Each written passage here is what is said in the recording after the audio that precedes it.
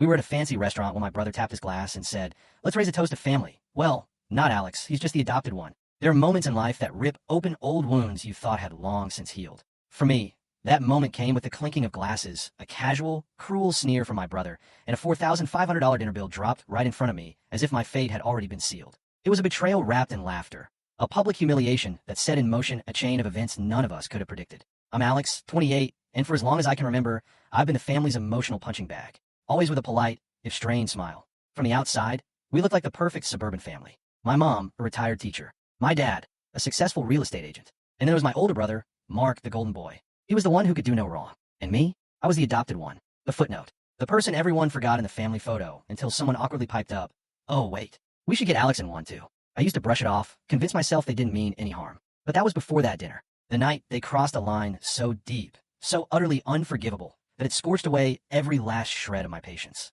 I probably should have known something was off when Mark texted me out of the blue. "Hey, family dinner this weekend. Everyone's coming. Don't be weird. Just say yes." That last line, "Don't be weird," was his signature way of reminding me I didn't quite belong. Still, I said yes. I always did. A small, foolish part of me still hoped that if I showed up enough times, smiled enough, contributed enough, they'd finally see me as more than just the adopted one. I had no idea this dinner would be the night they ripped that hope to shreds. The restaurant Mark picked wasn't just any place. It was one of those opulent downtown spots with marble floors, dim lighting, and waiters who made eye contact like they were silently judging your credit score. I arrived early, as usual, because showing up late would feel disrespectful. The host led me to a large table in the corner, clearly reserved under Mr. Mark Carter. The name twisted something inside me. Same last name, wildly different treatment. I sat down, fidgeting with a menu whose prices made my stomach clench. Why this place? I thought. Why something so flashy? Then they arrived. Mark, his wife Sarah, mom, dad, and my aunt and uncle. All smiles, all laughter. The kind of vibrant energy that fills a room like a warm light. The kind that dimmed the instant they saw me.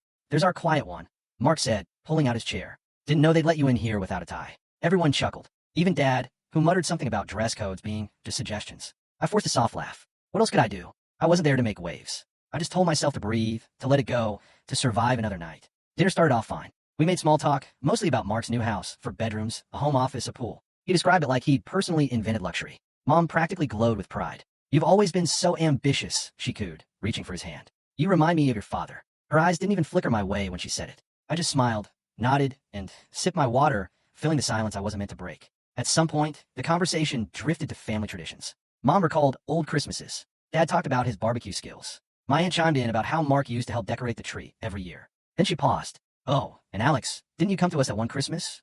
It was like she couldn't remember if I was part of the memory or just visiting. I just nodded again. "Yeah," I said quietly. "I was there."